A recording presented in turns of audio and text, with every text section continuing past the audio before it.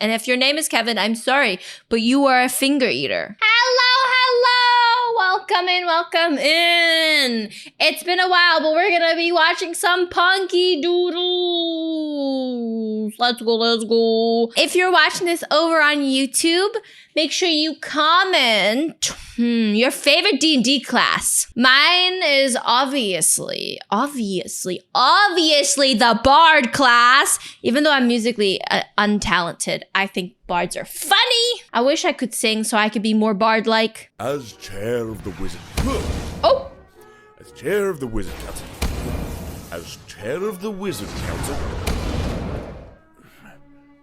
As chair of the Wizard Council, I think staff should be illegal during these meetings. Oh, I thought this was the staff meeting. As chair of the Wizard... I have never played in any campaign either. I really want to put together a D&D group to play it for the first time because I feel like I missed out on it. My brother in hell, if you see me outside of the tavern getting yelled at by some tiefling or drow maiden, don't save me.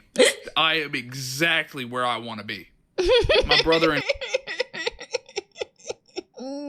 Years ago, you promised your firstborn to a witch. Since then, despite your best efforts, you can't seem to get laid. The witch is starting to get pretty pissed. I'm sorry, I'm trying. Nobody wants to put a baby in me. Get together to discuss your options. She starts coaching on you how to get men because she doesn't want to waste more magic on you without the promise of payment. The more time you guys spend together, the more you realize you have a bit of a crush on her. Soon you're sabotaging your dates on purpose to see her again. Long story short, you fall in love and get married and do the sperm donor thing, and your firstborn is hers by default, and you live happily ever after. The end. The baby cries in the middle of the night. It's your turn. You bought it, you handle it. Years ago.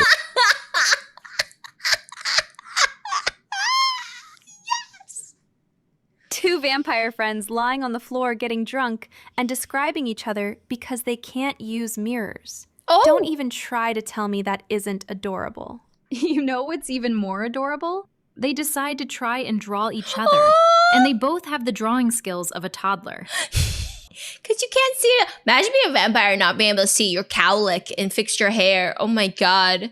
It's nice that we get to die someday. Imagine being immortal and suddenly you remember all the embarrassing things you did in the last 2,000 years. Horrible. Death is the only way to truly escape the embarrassment of life. Me as a vampire. Oh, jeez. What's wrong? I just remembered the time in 1654 when the tavern maid said, "Enjoyeth thy meal," and I replied with "thee as well." Oh no, not thee as well. It's nice that we get to Not thee as well. I cast testicular torsion. I cast manual breathing. I cast Merry Christmas. Santa Claus. Santa Claus is obvious a wizard. That's obviously his class. Like if Santa Claus was real, he would be a wizard and no ifs, ands, or buts. The greatest wizard of us all. That's so cute. A small, unassuming tavern is run by a retired superhero. The janitor used to be the biggest mob boss in the world. The chef is a monster hunter. The waiter is the head of a massive cult. They don't know each other's identities, but when the tavern is in trouble, all four thought, I got this. Oh, that would be so funny.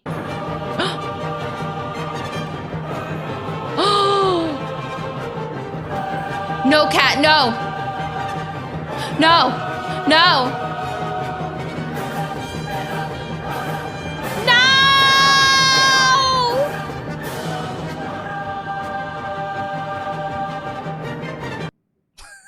Kill me once.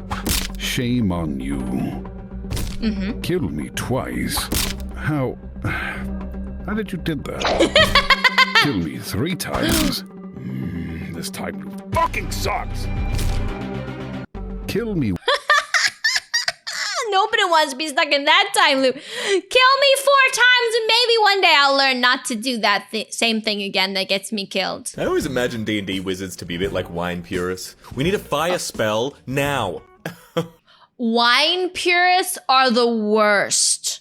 The worst. The worst. Oh, well, this is interesting. reckon that's a scorcher? It's near a cloud. Perhaps a quick son de meteores. Son de Nedreres. Not too robust at this time of day. I always You want to buy a magic sword? The wizard Oh, said. yes. What's it do? Well, it glows when it senses danger. Oh. And why is it glowing now? The wizard shrugged. The anxiety blade glowed uneasily. This sword sucks. You said it glows when danger is near. And? The wizard said. It always glows. Yes. It has sharp edges. The sword is dangerous at all times. You ever walk into a room and, like, forget why you walked into that room? All the time. That is my personality. And suddenly, you're adrift on the threshold of the infinite, where memory is devoured by darkness, and every forgotten intention becomes a wandering phantom of unrealized hopes and dreams. Time curls in on itself. Your purpose dissolves. You are all alone in a spinning, maddening void of doubt, with no chance of escape. Oh, wait. I was looking for my keys. Here they are. Yep. I cast Embarrassing Sneeze. Oh, no! 40-minute subway delay. No! We are experiencing a delay due to maintenance on track level. Oh, shit. We appreciate your patience. I cast. That's the worst. The Grimsby and Gravenhurst Supernatural Detective Agency. I love these guys. Mayhem at the London Morgue. It was a bleak and soulless night at the London Morgue, though, in fairness, that was true of most nights there. The fog pressed against the windows like nosy ghosts, and the air hung heavy with the scent of formaldehyde and overcooked tea. Oh, no. Detectives Gravenhurst and Grimsby stood by a slab, examining what was left of the latest in a series of unfortunate victims. Oh, no! Morgue attendant Percy Noggin's skull, alas, had been hollowed out like a Sunday pudding. Someone or something had stolen his brain. Some suspects lurked about in the morbid darkness. Mrs. Drizzle Gloom, the embalmer who always seemed slightly bombed. Mr. Bartholomew Pinebox, a coffin maker who measured everyone he met, just in case. Nurse Mopsy Dreadwell, whose bedside manner extended well past the grave. Mr. Alfred Muckrake, the janitor, who sweeps silently, not to wake the dead. Dr. Niles Mortwine, the morgue's resident pathologist, and a patron of dismal operas. Gravenhurst peered into the man's gaping head wound. The attack was not carried out with a weapon, he gasped, but rather with a set of teeth. Grimsby winced. I suppose someone really wanted to pick his brain. The victim suddenly opened his eyes and let out a mournful moan. Someone's been raising the dead, Gravenhurst exclaimed, and commanding them to feed on the brains of the living. Dr. Mortwine sputtered incredulously.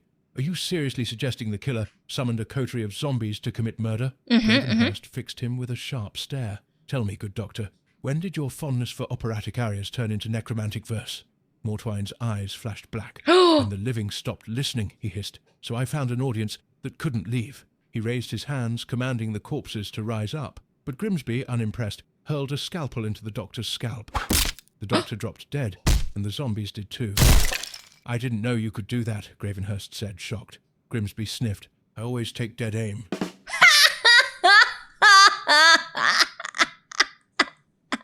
Ugh. The cadaver, disgusted, sealed himself into a body bag. The Grimsby and... So stupid! Watch out, or I'll turn you into a frog, the witch said. Sounds good. Really? Yeah, get zapping. Yeah. Wait, do I still be the same person inside? But of course. Never mind. Watch out, or...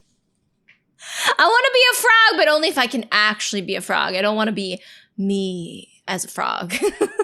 What did you bring to the table? In my last job, I brought a lot of enthusiasm. No. What did you just put on my desk? Oh, you mean my toe? Look at him! What is... He's just so cute! Alright, so the vampire's gravestone is... Cenotaph. What? So near a gravestone that marks the location of a body, a monument honouring someone whose body isn't present is a cenotaph. I am I'm not sure that's how it works if the body gets up and walks away on its own. Yeah, there's precedent for gravestones being reclassified as cenotaphs if the body is later removed and reinterred elsewhere. There's no rule that says the body itself can't do the removing. Okay? But the body very much is coming back. That's kind of what we're here to accomplish, right? So it's a temporary cenotaph. And naturally, our greatest concern here is avoiding semantic ambiguity. Semantic ambiguity is how the vampires get you, so... Alright, so... You gotta make sure you clarify the proper terminology. Oh, you got a little mustard on your shirt right there. Wait. I know this game. Game? Whatever do you mean? You plan to flick my nose. What nonsense is this? You mean to humiliate me? I only wish to help you, brother. Simply remove your finger and I will look. If I remove my finger, you won't be able to see. What kind of sorcerous mustard is this where I cannot see it with my own eyes? Muscular pectorals, brother. They block your view. They block your view! The muscular pecs! The pecs! Only I can tell you where the mustard lies. You are breaking my heart. By God's grace, I do not lie. No, what a den of scorpions is this? Face your destiny. To battle then!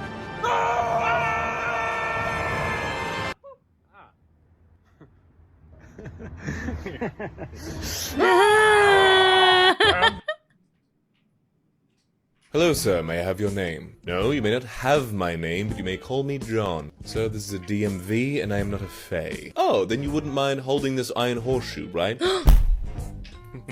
Hello, sir. Don't trust the lady in the DMV. And this is what you would become. Oh my god! Spare me these twisted visions, spirit! I've learned my lesson! Imagine having another version of you show up in your life. It just shows up in your life and is like, oh my god, I don't want to end up like this. And you are the worst version. And they don't want to end up being you. What the fuck? Don't give a fae your name. She'll own you. Covenant wary, but excited. And you say this will infect all those who come into contact with it, and they shall never be free of it. Precisely, I replied. So use it carefully, and do not open it until you are far from here.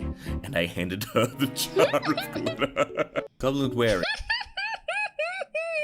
Is there any look hotter than disheveled and slightly bloody? Disheveled and slightly bloody, with a sword under their chin. Ahem. Disheveled, slightly bloody, with a sword under their chin, while smiling lasciviously. For your consideration. Disheveled, slightly bloody, with a sword under their chin, while smiling lasciviously.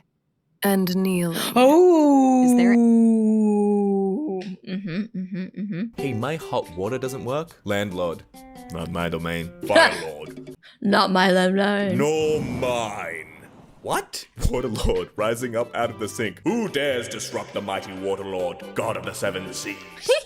I do. My hot water doesn't work. Oh, for real? I'll call the plumber. Hey, my... I swear I will have my revenge for the death of my brother. You have my bow. And my axe. And your brother! I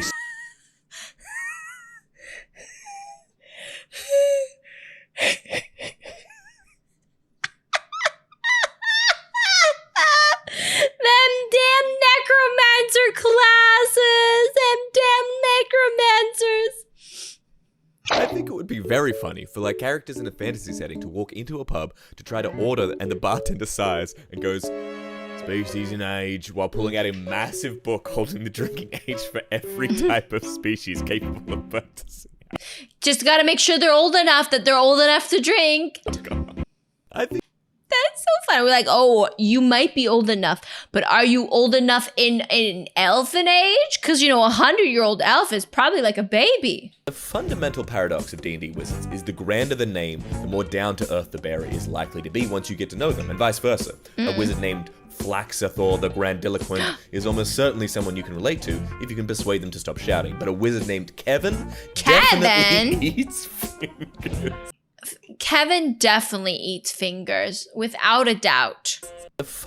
A wizard named Kevin would eat fingers. And if your name is Kevin, I'm sorry, but you are a finger eater. Pick your fighter. Gilgamesh! Of reality. Maurice. Maurice!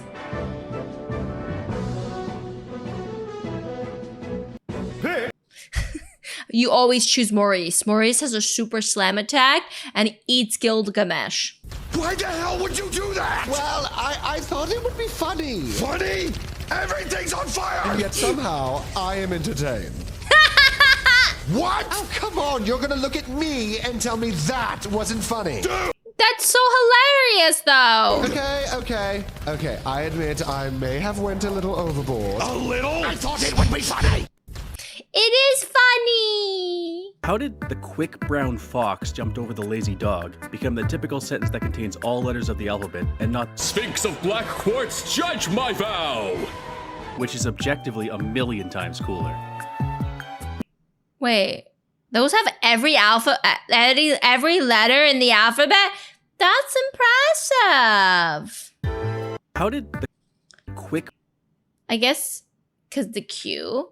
Brown fox jumped over the lazy dog Z. Such a good sentence. I cast, you're so cool. I cast, you're so smart and funny. We love girls that support girls with curses. You're so beautiful. I cast, you're amazing and I love you. I cast best friends. I cast best friends forever. I got us iced coffees. Oh, thanks, girl. I cast. That's me and all my witchy friends. I cast love you forever always. Vampires are always like, I could kill you if I wanted. Like, yeah, so could another human being. So could a dog. So could a dedicated duck. Dedicated ducks are unstoppable. Have you seen the Untitled Goose Game? That's special. I love how this post makes it sound like this is an annoyance OP regularly encounters in day-to-day life. Like on the bus or in the supermarket. Vampires... Do I think that goblins and elves should live in the same society and shop at the same stores? Yeah. Nah, elves are like way better. Goblins should be like work. Oh my god. It's one of those podcasts. There, or maybe like live around there, but not live with them. Sir, that's terrible. I want to live with the elves. You think they're gonna accept you in their community?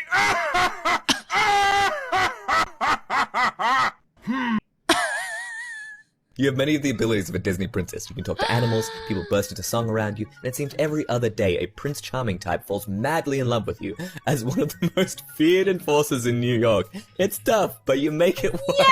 How did you know? He squeals, on his knees and shaking. Your finger tightens around the trigger. A little birdie told me.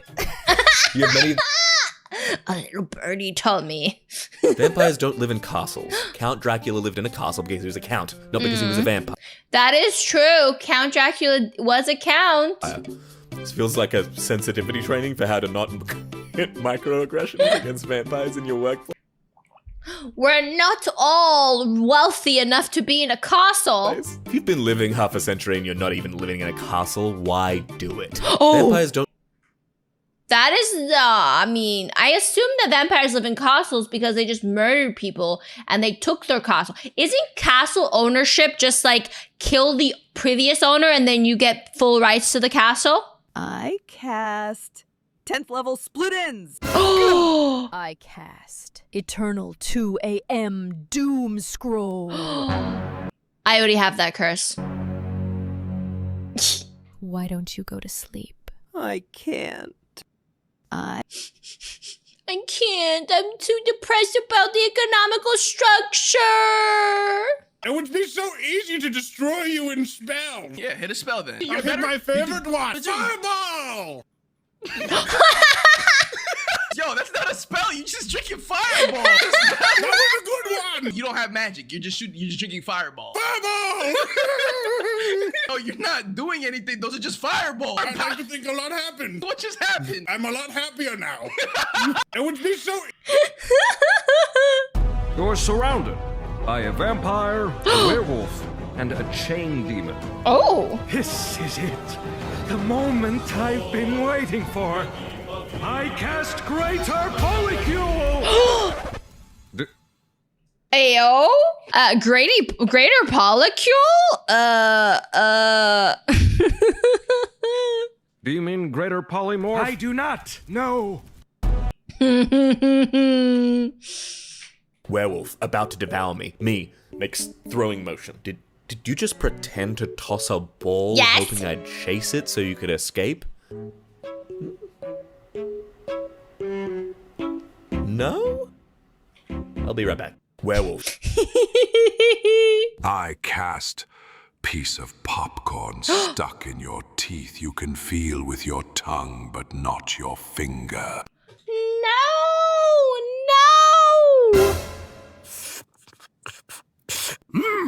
I cast 9 a.m. calculus class. Oh shit. It's too early for math. It's too early for math. Hello, do you have a minute to talk about Dracula? No, wait, Dracula? Yes. Your vampires? Yes. Yes. We have pamphlets. Vampires have missionaries? Where else would you vampires come from? I mean, I assumed you bit people. There are many hurtful stereotypes. May we come in? Hello. I'm almost done with the sword. I just have to work out the kinks. I like feet. Shut up.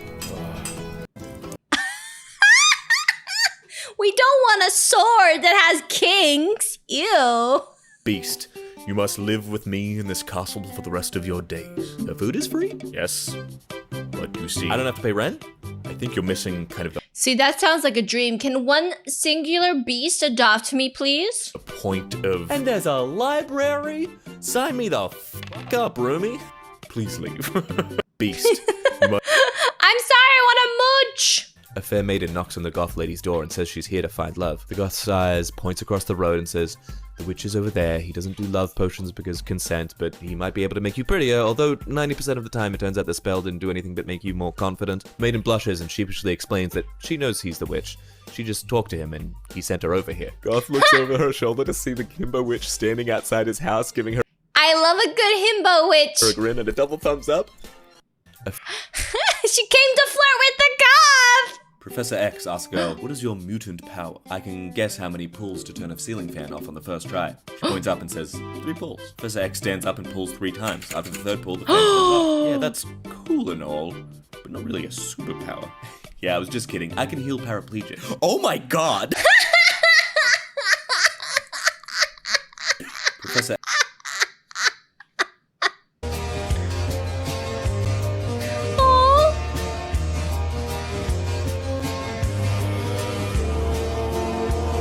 In the world of shadow, you are my light.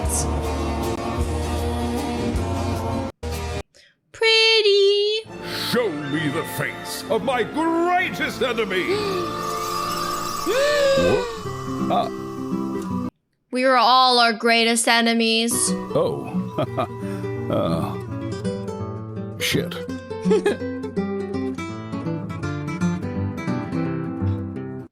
Show. We are all our worst enemies.